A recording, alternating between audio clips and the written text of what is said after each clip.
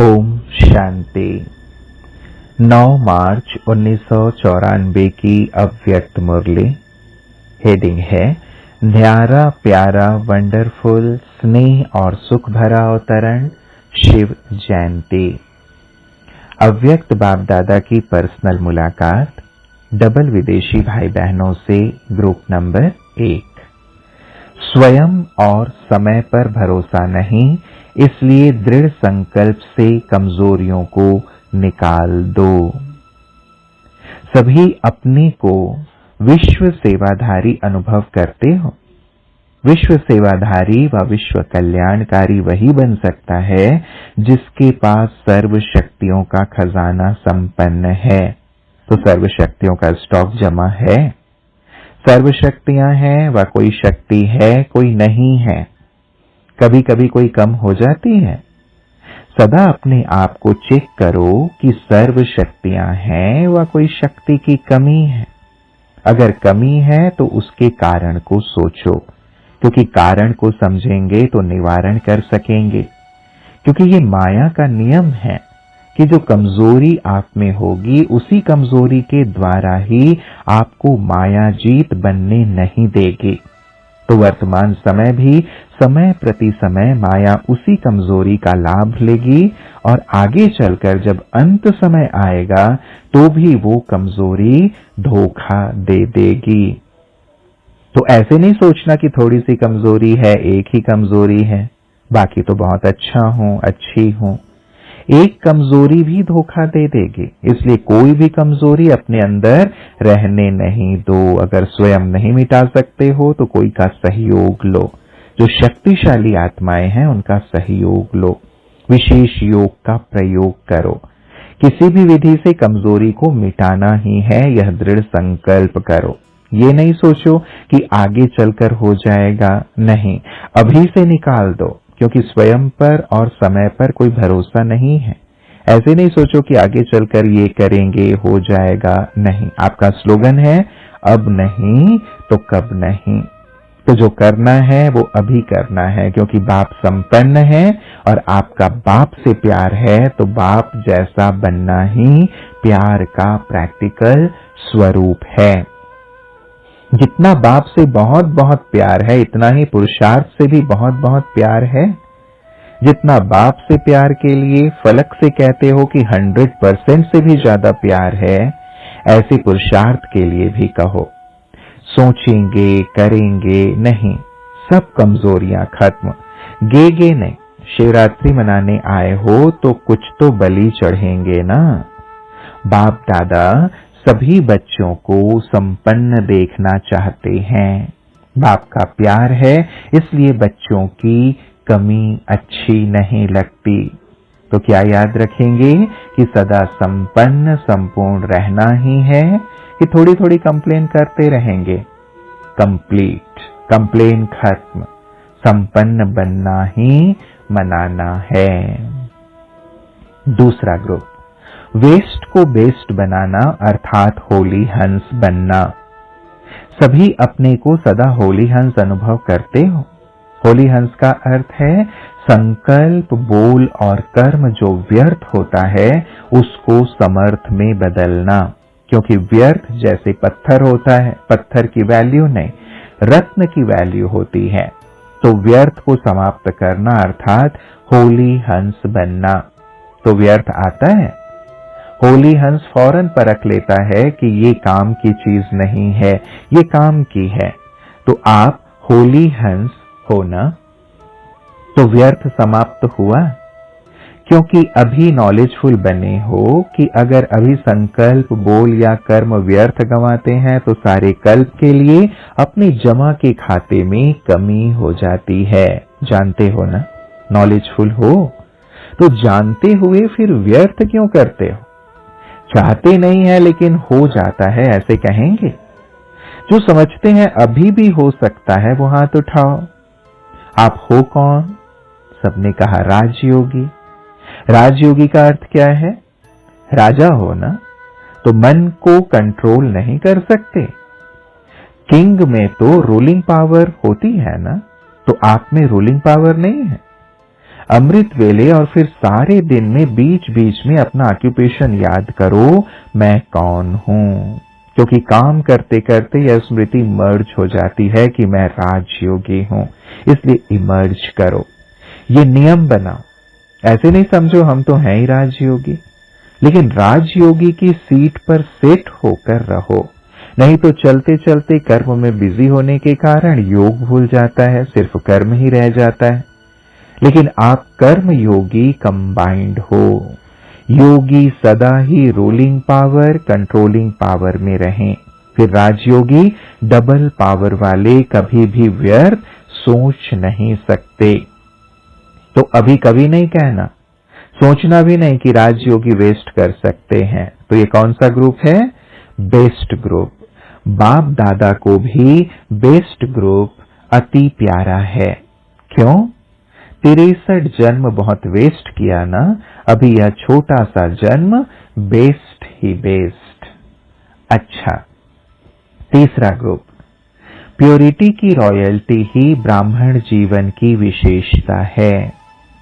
सभी ब्राह्मण जीवन की विशेषता व फाउंडेशन को जानते हो, क्या है? सबने कहा प्योरिटी। यह पक्का है कि प्योरिटी ही फाउंडेशन है। तो सभी पक्के ब्राह्मण है ना। प्योरिटी की रॉयल्टी ब्राह्मण जीवन की विशेषता है। जैसे कोई रॉयल फैमिली का बच्चा होगा तो उसके चेहरे से, चलन से मालूम पड़ता है कि ये कोई रॉयल कुल का है। ऐसे ब्राह्मण जीवन की परख या प्योरिटी की झलक से ही होती है। और चेहरे व चलन से प्योरिटी की झलक तब दिखाई देगी जब सदा संकल्प में भी प्योरिटी हो, संकल्प में भी अपवित्रता का नाम निशान ना हो। तो ऐसे हैं या कभी संकल्प में थोड़ा सा प्रभाव पड़ता है? क्योंकि पवित्रता सिर्फ ब्रह्मचर्य व्रत नहीं, लेकिन प्योरिटी अर्थात किसी भी विकार अर्थात अशुद्धि का प्रभाव ना हो। तो फाउंडेशन पक्का है या कभी कभी क्रोध को छुट्टी दे देते हो? बाल बच्चा आ जाता या अंश और वंश सब खत्म, क्या समझते हो? माताओं में मोह आता है? बॉडी कॉन्शियस की अटैचमेंट है? कोई विकार का अंश मात्र भी नहीं, क्योंकि बड़ों से तो मोह व लगाव जल्दी निकल जाता है, लेकिन छोटों छोटों से थोड़ा ज्यादा होता है। जैसे लौकिक संबंध में भी बच्चों से इतना प्यार नहीं होगा जितने पोत्रों और धोत्रों से होता है। ऐसे विकारों के भी ग्रेट चिल्ड्रन से प्यार तो नहीं है। फाउंडेशन प्योरिटी है, इसलिए इस फाउंडेशन के ऊपर सदा ही अटेंशन रहे। सबका लक्ष्य बहुत अच्छा है, तो जैसे लक्ष्य है वैसे ही लक्षण स्वयं को भी अनुभव हो और दूसरों को भी अनुभव हो। क्योंकि अनेक अपवित्र आत्माओं के बीच में आप पवित्र आत्माएं बहुत थोड़े हो। तो थोड़ी सी पवित्र आत्माओं को अपवित्रता को खत्म करना है। तो कितनी पावर चाहिए? तो सदा चेक करो कि अपवित्रता का अंश मात्र भी ना हो, क्योंकि आपके जड़ चित्रों का भी सदा ही निर्विकारी कहकर गायन करते हैं। यह किसकी महिमा करते हैं? आपकी है या भारतवासियों की है? तो प्रैक्टिकल चेतन में बने हैं तब तो महिमा हो रही है। यह पक्का निश्चय है ना कि यह हम ही हैं। तो ब्राह्मण अर्थात प्योरिटी की रॉयल्टी में रहने वाले। प्योरिटी ब्राह्मण जीवन की विशेषता है। हिम्मत रखकर आगे बढ़ रहे हो और भी आगे से आगे बढ़ना ही है। उड़ती कला वाले हो, ना कि चलने वाली कला में हो। कभी नीचे ऊपर होते हो? सदा फाइन है या कभी कभी फाइन? सम टाइम खत्म हुआ? अभी रू रिहान में तो आकर नहीं कहेंगे कि नहीं थोड़ा थोड़ा रह गया है। नहीं, अभी क्या रू रिहान करेंगे? ओके। ओके कहने से ही देखो चेहरे मुस्कुराते हैं, और जब सम टाइम कहते हो तो आंखें नीचे हो जाती हैं। सदैव यह स्मृति में रखो कि अब नहीं बनेंगे तो कब बनेंगे? अभी बनना है। पुरुषार्थ करेंगे, देखेंगे नहीं, होना ही है। तो इसको कहा जाता है निश्चय बुद्धि विजयी। तो कौन हो? प्योरिटी की रॉयल्टी में रहने वाले। अच्छा, सभी स्वयं को फर्स्ट डिवीजन वाली आत्माएं अनुभव करते हो? सदा फर्स्ट रहना है और सदा ही औरों को भी फास्ट गति से आगे बढ़ाना है। चौथा ग्रुप, संतुष्ट मणि बनने के लिए अपने अनादि और आदि स्वरूप की स्मृति में रहो। सदा अपने अनादि और आदि स्वरूप को सहज स्मृति में ला सकते हो।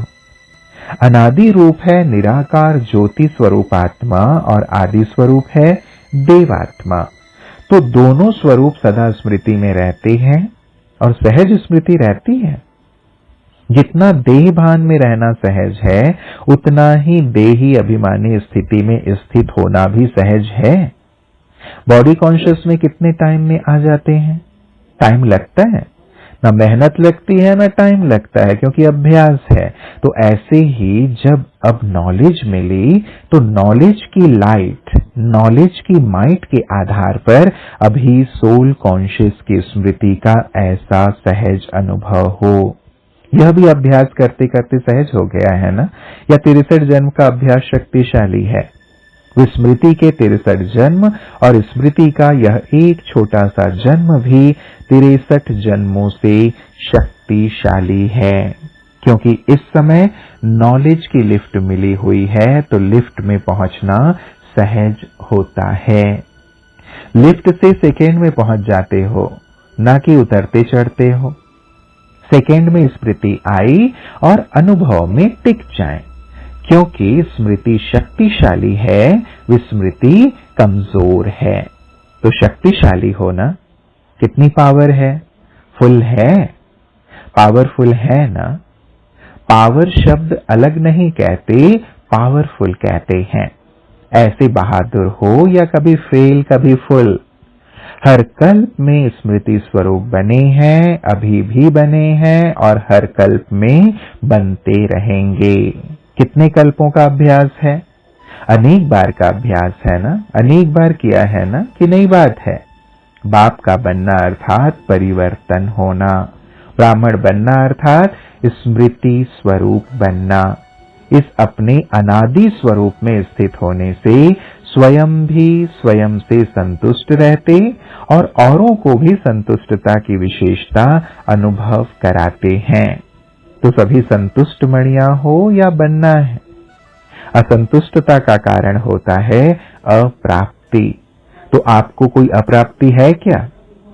आपका स्लोगन क्या है? पाना था वो पा लिया। तो पा लिया कि थोड़ा थोड़ा रह गया है? क्योंकि बाप का बनना अर्थात वर्षे का अधिकारी बनना। तो अधिकारी आत्माएं होना, तो सदा क्या गीत गाते हो? पा लिया। ये आपका गीत है या कोई कोई का है? कोई का नहीं है, सभी का है। कोई का दूसरा गीत हो तो बोलो, क्योंकि एक के हैं तो गीत भी एक ही है। और अब नहीं पाया तो कब पाएंगे? तो अपने को सदा पद्मा पदम भाग्यवान समझो। पदम भी आपके आगे कुछ नहीं है, इतना नशा है ना। कितने भी साधन प्राप्त करने वाली आत्माएं हैं, लेकिन जितने ही विनाशी प्राप्ति वाले हैं उतने ही अविनाशी प्राप्ति के भिखारी हैं। यह अनुभव है ना। जितनी ज्यादा साधन होंगे उतनी शांति की नींद भी नहीं होगी। और आपकी जीवन कितनी शांत है? कोई अशांति है? कभी तन व मन की अशांति तो नहीं है। एवर हेल्दी है ना। माइंड भी हेल्दी तो हेल्थ भी हेल्दी, दोनों है ना। दुनिया के आगे चैलेंज करने वाले हो, अगर एवर हेल्दी देखना हो तो किसको देखें? आपको। हर एक कहता है मेरे को देखें या जानकी दादी को देखें, ऐसे तो नहीं कहते। आप ही हो ना। क्यों? बाप के खजानों के मालिक हो, तो जो मालिक होता है वो सदा भरपूर संपन्न होता है। तो ऐसे कंप्लीट हो या कंप्लेन और कंप्लीट दोनों ही चलता है। तो यही सदा स्मृति में रखो कि अधिकारी हैं और अनेक जन्म अधिकारी रहेंगे। गारंटी है ना। यह सुख शांति पवित्रता का अधिकार जन्म जन्म रहेगा। तो फलक से कहो, एक जन्म तो क्या अनेक जन्म के अधिकारी हैं। अच्छा, ग्रुप नंबर 5, सहज योग का आधार संबंध और प्राप्ति। सभी अपने को सहज योगी आत्माएं अनुभव करते हो। सहज योग का आधार क्या है? विशेष 2 बातें हैं। कौन सी? सहज का आधार है स्नेह, लेकिन स्नेह का आधार संबंध है। संबंध से याद करना सहज होता है और संबंध से प्यार पैदा होता है। और दूसरी बात है प्राप्तियां। जहां प्राप्ति होगी, चाहे अल्पकाल की भी प्राप्ति हो, तो मन और बुद्धि वहां सहज ही चली जाएगी। तो मुख्य 2 बातें हैं, संबंध और प्राप्ति। अनुभव है ना? वैसे भी देखो, बाबा कहकर याद करो और मेरा बाबा कहकर याद करो तो फर्क पड़ता है। मेरा कहने से सहज होता है ना, क्योंकि जहां मेरापन होता है वहां अधिकार होता है, और अधिकार होने के कारण अधिकारी को प्राप्ति जरूर होती है। तो सर्व संबंध है ना कि 1-2 नहीं है, बाकी सब है। और प्राप्तियां कितनी हैं? सब है ना। जब देने वाला दे रहा है तो लेने में क्या हर्ज है? कौन सी प्राप्तियां? जो बाप ने शक्तियों का, ज्ञान का, गुणों का खजाना दिया, सुख, शांति, आनंद, प्रेम सब खजाने दिए, तो कितनी प्राप्तियां हैं? क्योंकि बाप के पास ये खजाने हैं ही बच्चों के लिए। तो बच्चे नहीं लेंगे तो कौन लेंगे? तो बच्चे हैं या नहीं हैं, यह भी सोच रहे हो। फिर अधिकार लेने में क्यों कमी करते हो? अगर अभी अधिकार नहीं लिया तो कब लेंगे? जो भी भिन्न भिन्न प्राप्तियां हैं, उन प्राप्तियों को सामने रखो। प्राप्ति को इमर्ज करने से प्राप्ति की खुशी की अनुभूति होगी।